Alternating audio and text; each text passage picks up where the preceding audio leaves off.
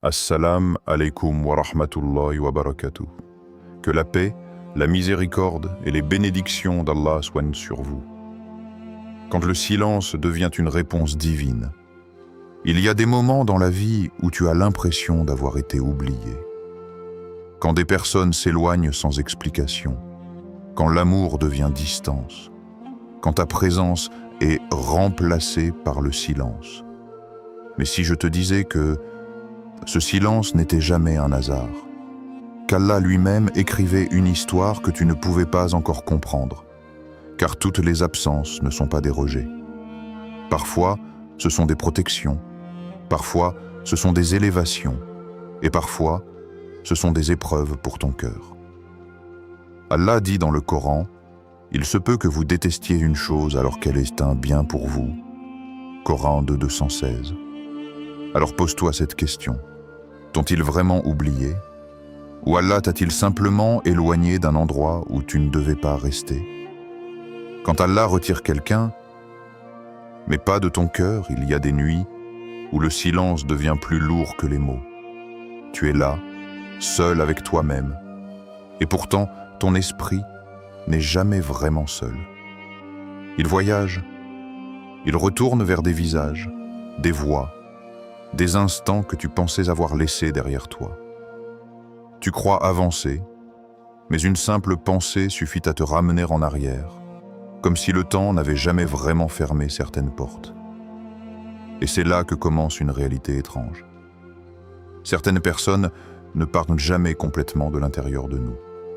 Tu peux bloquer un numéro, couper un lien, changer de vie, t'éloigner physiquement. Mais il existe un endroit que personne ne peut contrôler facilement, le cœur. Et ce cœur, lorsqu'il a aimé, lorsqu'il s'est attaché, ne comprend pas toujours la séparation au même rythme que la raison. C'est pour cela que parfois tu te surprends à penser à eux sans raison. Pas parce qu'ils te manquent forcément dans ta réalité, mais parce qu'ils sont encore présents dans ton monde intérieur. Mais est-ce vraiment un hasard? Dans la spiritualité, rien n'est laissé vide de sens. Même les souvenirs ont une fonction, même les émotions ont un enseignement.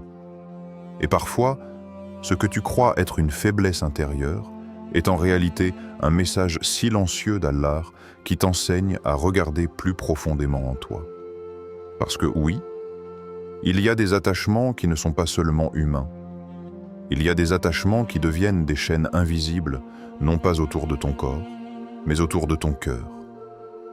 Et ces chaînes-là ne se brisent pas uniquement avec le temps, mais avec la conscience. Allah ne retire jamais quelque chose sans raison.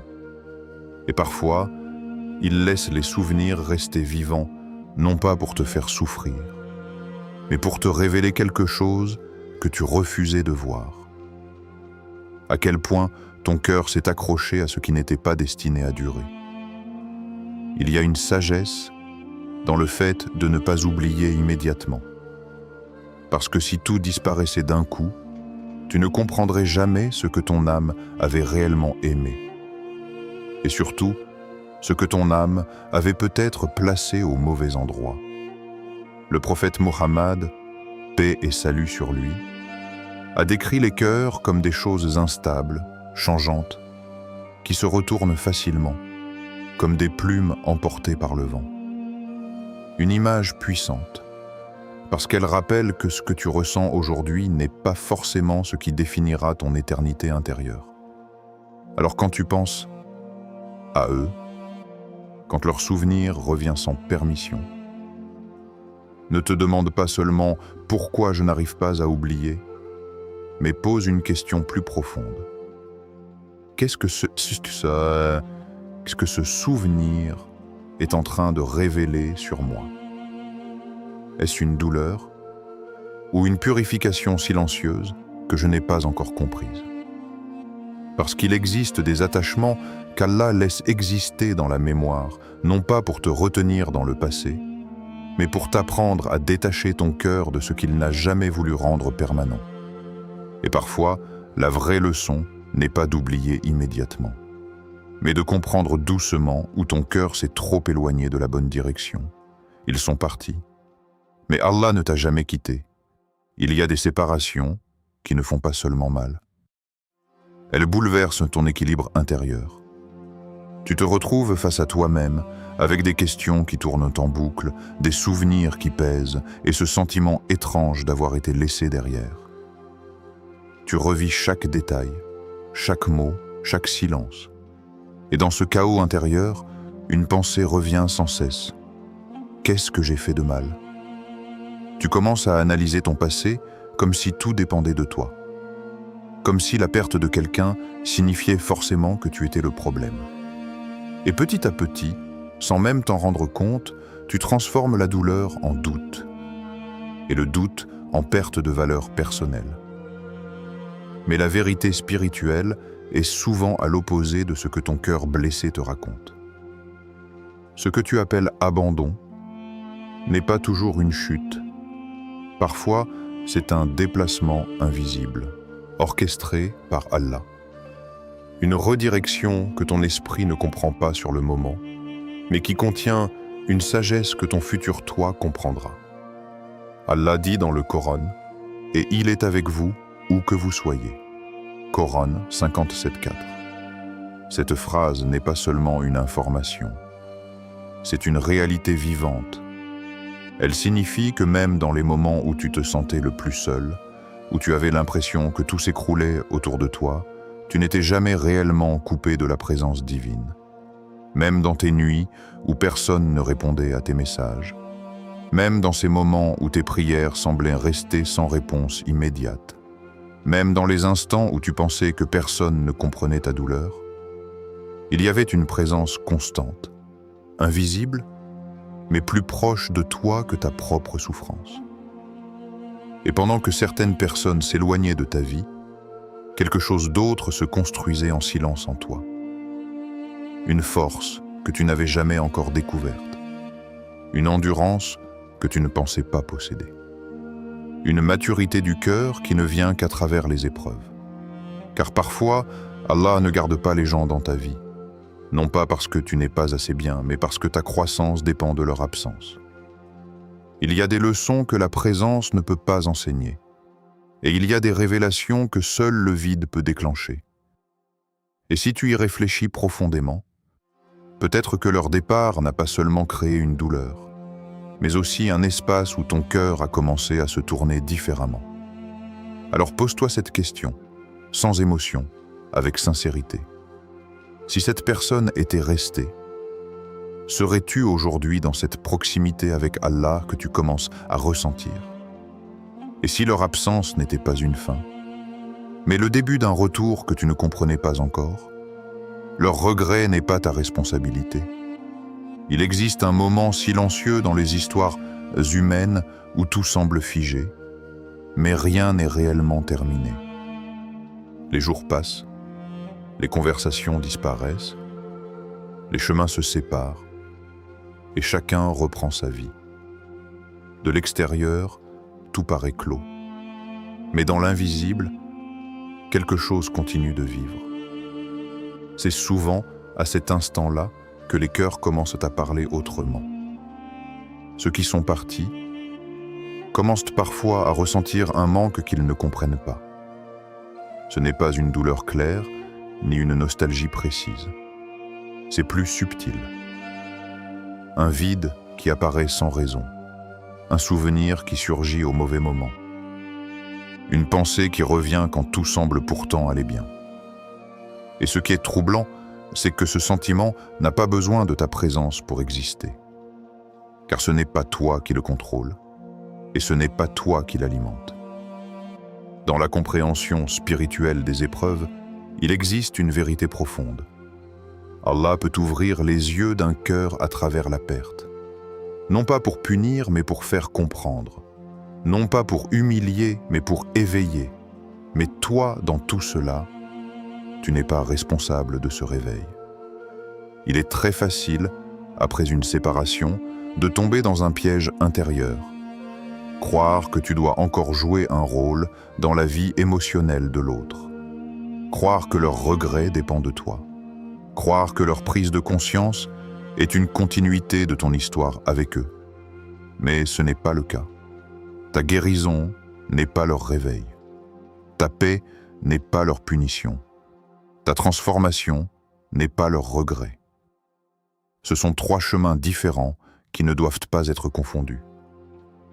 Allah dit, Allah n'est point injuste envers les gens, mais ce sont les gens qui sont injustes envers eux-mêmes. Coran 10, 44. Ce verset rappelle une réalité essentielle. Les conséquences intérieures que vivent les cœurs ne sont pas toujours causées par les autres, mais par les choix, les attitudes et les attachements mal placés. Et c'est pour cela qu'il faut apprendre à se détacher aussi émotionnellement des réactions des autres. Car lorsque quelqu'un revient avec du regret, il ne revient pas toujours avec une vérité claire. Il revient parfois avec un manque, une confusion, une nostalgie, une douleur intérieure qu'il essaie de calmer en retrouvant ce qui lui était familier. Mais la question que tu dois te poser est profonde. Est-ce que cette personne me reconnaît vraiment, ou est-elle simplement en train de chercher une version de moi qui lui apportait du confort? Parce que l'amour réel élève. Mais le vide émotionnel, lui, cherche juste à se remplir. Et souvent, il revient vers ce qu'il connaît, pas forcément vers ce qui est juste. C'est là que ton discernement devient essentiel. Car ce n'est pas parce que quelqu'un regrette qu'il est prêt. Ce n'est pas parce que quelqu'un revient qu'il a changé. Et ce n'est pas parce que ton cœur se souvient que tu dois recommencer à souffrir. Il y a une maturité spirituelle dans le fait de comprendre que tout ce qui revient dans ta vie ne revient pas pour être repris. Parfois, cela revient simplement pour être compris autrement. Leur retour est une épreuve, pas un signe. Il existe des instants dans la vie qui arrivent sans prévenir. Tu continues ton chemin. Tu fais semblant d'avoir tourné la page. Tu apprends à vivre avec le silence. Et puis, un jour, tout se fissure en une seconde. Un message apparaît. Un nom que tu avais presque réussi à enterrer dans ta mémoire. Un nom qui, pourtant, n'a jamais vraiment quitté ton cœur. Et à cet instant précis, quelque chose se passe en toi. Ce n'est pas seulement une surprise. C'est un retour brutal du passé dans ton présent. Les émotions se réveillent, les souvenirs reprennent vie, et tout ce que tu pensais maîtriser devient soudain fragile. Mais c'est justement ici que commence l'épreuve la plus subtile. Parce que ce moment semble être une chance, une seconde opportunité, un signe, alors qu'en réalité, il peut être tout autre chose. Tout ce qui revient dans ta vie n'est pas forcément destiné à y rester. Et tout ce qui te touche émotionnellement n'est pas forcément un signe positif. Parfois, c'est une épreuve déguisée en opportunité. Allah ne laisse rien revenir dans ta vie sans sagesse. Mais cette sagesse n'est pas toujours douce à comprendre sur le moment. Parfois, il laisse revenir une personne, non pas pour reconstruire ce qui a été cassé, mais pour tester si tu as vraiment changé. Parce que la croissance ne se voit pas dans l'absence des tentations, elle se voit dans ta réaction quand elles reviennent. C'est pour cela que ce moment est dangereux. Pas parce que la personne est forcément mauvaise, mais parce que ton cœur, lui, se souvient encore. Et le souvenir peut être plus fort que la raison si tu n'as pas encore guéri complètement. Alors pose-toi une question que peu de gens osent affronter honnêtement. Suis-je réellement guéri ou suis-je simplement en train de survivre à l'absence de cette personne? Parce qu'il y a une grande différence entre les deux. La guérison ne signifie pas que tu ne ressens plus rien. La guérison signifie que ce que tu ressens ne contrôle plus tes décisions. Le prophète Muhammad, paix et salut sur lui, a dit « Le fort n'est pas celui qui renverse les autres, mais celui qui se contrôle lorsqu'il est en colère. » Et cette sagesse dépasse la colère seule. Elle s'applique aussi aux émotions profondes, aux attachements, aux souvenirs. La vraie force n'est pas de ne rien ressentir. La vraie force est de ne pas être dominé par ce que tu ressens. Alors si ce retour arrive dans ta vie, ne te précipite pas. Ne laisse pas ton cœur prendre les décisions à ta place. Parce que l'émotion veut revivre le passé, mais la conscience, elle, regarde le futur. Et dans ce moment précis, ton plus grand combat n'est pas contre la personne qui revient, mais contre la version de toi qui était faible autrefois. Alors avant de répondre, respire, observe, comprends. Et surtout, rappelle-toi qui tu es devenu. Allah ne laisse jamais partir ce qui est destiné à toi. Il arrive un moment, dans le parcours d'un cœur blessé, où les questions deviennent plus profondes que la douleur elle-même. Tu ne demandes plus seulement « pourquoi c'est parti ?», mais tu commences à te demander si ce que tu as perdu était réellement écrit pour toi. Et dans cette zone de silence intérieur, une vérité plus grande commence à émerger. Rien de ce qu'Allah a destiné à toi ne peut être effacé par le temps, ni effacé par la distance, ni effacé par les erreurs humaines. Et rien de ce qui t'est réellement destiné ne peut être remplacé par une illusion. Mais ce que beaucoup de cœurs ne comprennent pas, c'est que la disparition n'est pas toujours une perte définitive. Parfois, c'est une purification du chemin. Parce que ce n'est pas tout ce qui entre dans ta vie qui est censé y rester. Et ce n'est pas tout ce qui te touche émotionnellement qui est censé te définir. Le plan d'Allah n'est jamais basé sur la confusion. Même quand tu ne comprends pas, même quand tu doutes, même quand tu souffres.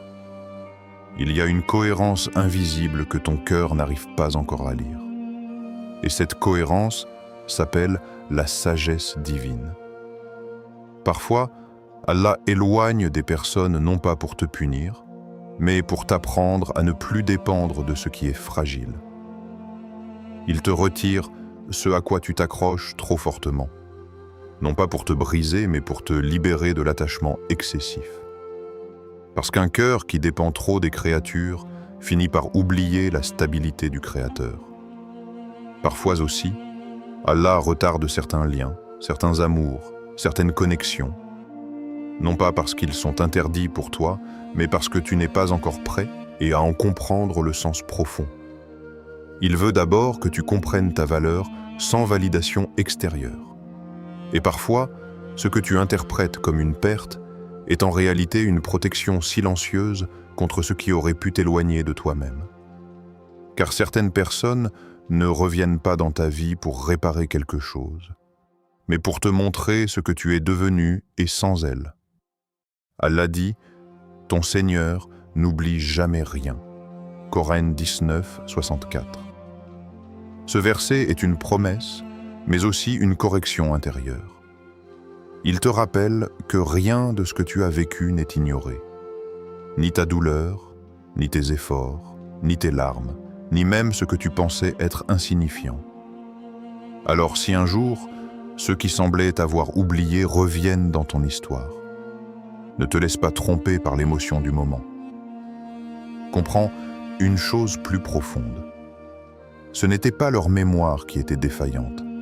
C'était ton regard sur toi-même qui était encore en train de se construire. Parce que parfois, Allah permet aux autres de revenir dans ta vie. Non pas pour changer ton passé, mais pour te montrer à quel point tu as grandi.